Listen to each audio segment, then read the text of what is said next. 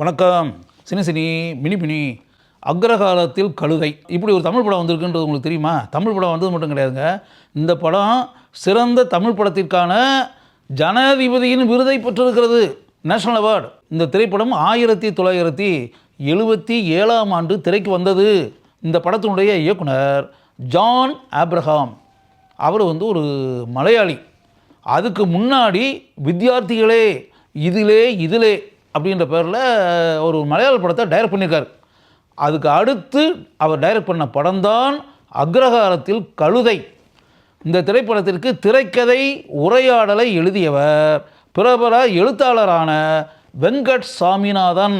இந்த திரைப்படத்தினுடைய பேஸ் அப்படின்ற ஒரு விஷயம் இருக்கு இல்லையா, கோயம்புத்தூருக்கு ஒரு தடவை இந்த படத்தினுடைய இயக்குனரான ஜான் ஆப்ரஹாம் போயிருக்கார். அப்படி போய்கிட்டே இருக்கும்போது ஒரு அக்ரஹாரம் பிராமணர்கள் வாழக்கூடிய பகுதி, அந்த பகுதியில் போகும்போது அந்த பிராமணர்களுடைய தெரு இருக்குல்ல, அந்த தெருவில் ஒரு கழுதையினுடைய குட்டி இது ரெண்டும் நின்றுக்கிட்டு இருந்திருக்கு. இவர் அப்படியே பார்த்துருக்காரு ஜான் ஆப்ரஹாம். அவர் ஒரு இளைஞர். பார்த்த உடனே என்னையா இது, நம்ம போகக்கூடிய இடம் ஒரு அக்ரஹாரம்ன்றது ஒன்று, அக்ரஹாரத்தில் ஒரு கழுதை நின்றுக்கிட்டு இருக்குன்னு ஒன்று, கழுதை குட்டி ஒன்று நின்றுக்கிட்டு இருக்கு. கழுதையும் கழுதை குட்டி இங்கே எதுக்கு வந்திருக்கு, அக்ரஹாரத்தில் இது வந்திருக்கு. அப்படியே அக்ரஹாரத்தில் இருக்கக்கூடிய ஆட்கள் இதை பார்க்கலையா, பார்த்துருந்தா அலோவ் பண்ணியிருக்க மாட்டாங்களே அப்படின்ற மாதிரி அவர் மனசுக்குள்ளே பட்டிருக்கு. அதே நேரத்தில் அவர் ஒரு ஃப்ரெஞ்சு மூவியை பார்த்துருக்காரு. அந்த ஃப்ரெஞ்சு திரைப்படத்தினுடைய பேர் ஆ ஹசாட் பால்தசார். ராபர்ட் பிரசான் அப்படின்றவர் இயக்கிய திரைப்படம். 1966ஆம் ஆண்டு இந்த ஃப்ரெஞ்சு திரைப்படம் அங்கே பலருடைய பாராட்டுக்களை பெற்றிருக்கிறது. அந்த திரைப்படத்தை ஜான் ஆப்ரஹாம் ஏற்கனவே பார்த்துருக்காரு. அந்த திரைப்படமும் கிட்டத்தட்ட இதே பேட்டர்ன் மேட்டர். அப்போ ஜான் ஆப்ரஹாம் நினச்சிருக்காரு, அந்த ஃப்ரெஞ்சு மூவியில் இதே மாதிரியான ஒரு சப்ஜெக்டை வச்சு தான் படம் பண்ணியிருக்காங்க. அதே மாதிரி கோயம்புத்தூரில் நம்ம அக்ரஹாரத்தில் இந்த மாதிரி ஒரு இன்சிடெண்ட்டை பார்த்தோம்.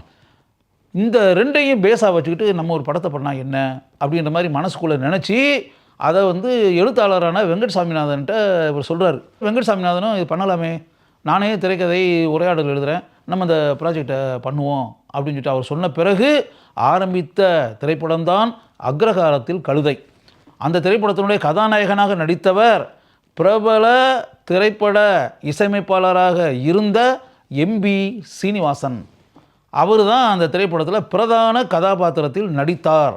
நாராயணசாமி அப்படின்ற கதாபாத்திரம். அந்த திரைப்படத்தில் அவர் ஒரு கல்லூரி பேராசிரியராக நடிச்சிருக்காரு.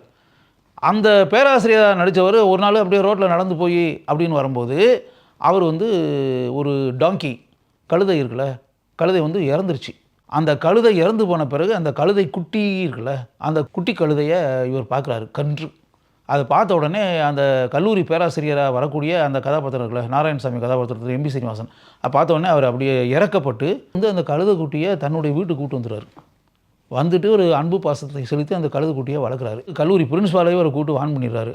என்ன மிஸ்டர் நாராயணசாமி, நீங்கள் கழுதை குட்டியை போய் வீட்டில் வச்சு வளர்த்துக்கிட்டு இருக்கீங்களா, இதெல்லாம் நல்ல விஷயமா, நீங்கள் கொஞ்சம் யோசிக்க வேண்டாமா அப்படி இப்படிலாம் சொன்னோன்னே, சரி இது கிட்டத்தட்ட ஏகப்பட்ட பிரச்சனைகள் உண்டாக்குது, நம்ம வாழ்ந்துட்டு இருக்க இடத்துலையும் எதிர்ப்புகள் அதிகமாகுது, அதனால் கொண்டு போய் நம்ம ஊரில், நம்ம சொந்த ஊர் கிராமம் தானே, கிராமத்தில் கொண்டு போய் விட்டுருவோம் அப்படின்னு சொல்லிட்டு இந்த கழுதை குட்டியை கிராமத்துக்கு அவர் கொண்டு வந்துடுறாரு. அது அக்ரஹாரம் இருக்கக்கூடிய பகுதி. அங்கே கொண்டு விட்ட இவருடைய அப்பா அங்கே இருக்கார். அவர் எதிர்ப்பு, எல்லாருமே எதிர்ப்பு.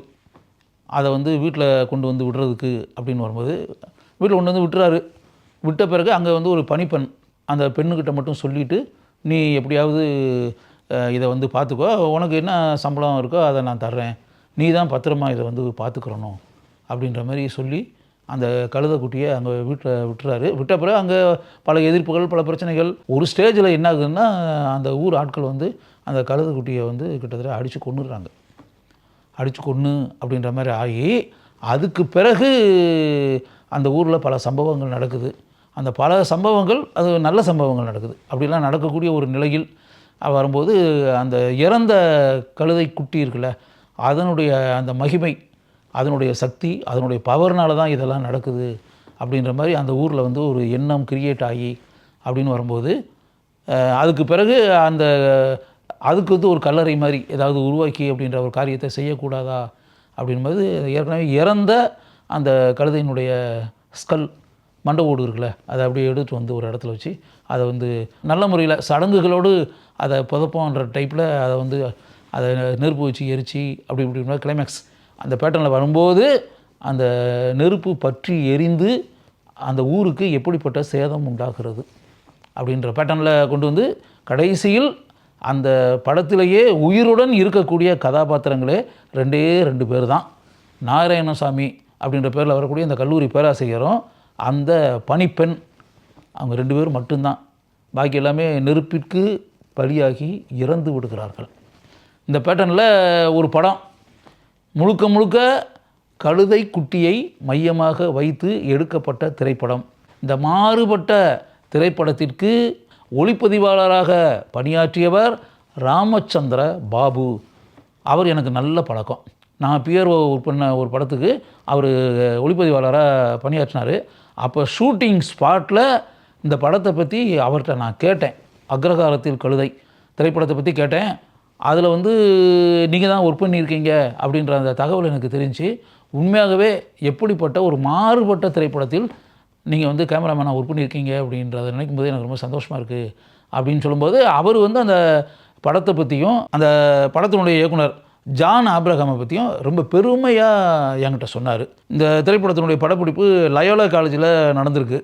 செங்கல்பட்டு பக்கத்தில் குன்னத்தூர்ன்ற ஒரு ஊர், அங்கே வந்து இந்த படத்தினுடைய படப்பிடிப்பு நடைபெற்றிருக்கிறது. இதில் சுவாரஸ்யமான இன்னொரு விஷயம் இருக்குது. என்ன அப்படின்னா, 1989 89ல் தூர்தர்ஷனில் இந்த படத்தை போடுறது அப்படின்னு சொல்லி முடிவாகி அப்படின்னு வரும்போது அது பயங்கர எதிர்ப்பாகி போச்சு. பிராமணர்கள் வந்து நிறையா எதிர்த்து, எப்படி நீங்கள் இந்த படத்தை போடலாம், போடக்கூடாது அப்படின்ற மாதிரிலாம் சொல்லி இப்படிப்பட்ட சம்பவமும் அந்த காலத்தில் நடைபெற்றிருக்கிறது. இந்த திரைப்படம் வந்து அண்டர் ப்ரொடக்ஷன் அப்படின்ட்டு பாருங்க, 5 இயர்ஸு 5 வருஷம் தயாரிப்பில் இருந்திருக்குங்க. படத்தை ஆரம்பித்து 5 வருஷம் கழித்து தான் முடிச்சிருக்காங்க. இன்றைக்கி ஜான் ஆப்ரஹாம் இல்லை, அவர் நம்மை விட்டு பிரிந்து சென்று எத்தனையோ வருடங்கள் ஆகிவிட்டன. எனினும் 1977ஆம் ஆண்டில் அவர் இயக்கி தேசிய விருதை பெற்ற அக்ரகாரத்தில் கழுதை என்ற திரைப்படத்தை பற்றி இன்னைக்கு இருக்கக்கூடிய தலைமுறை கட்டாயம் தெரிந்து கொள்ள வேண்டும் என்பதற்காகவே அந்த திரைப்படத்தை பற்றிய தகவல்களை உங்களுக்கு நான் கூறுகிறேன்.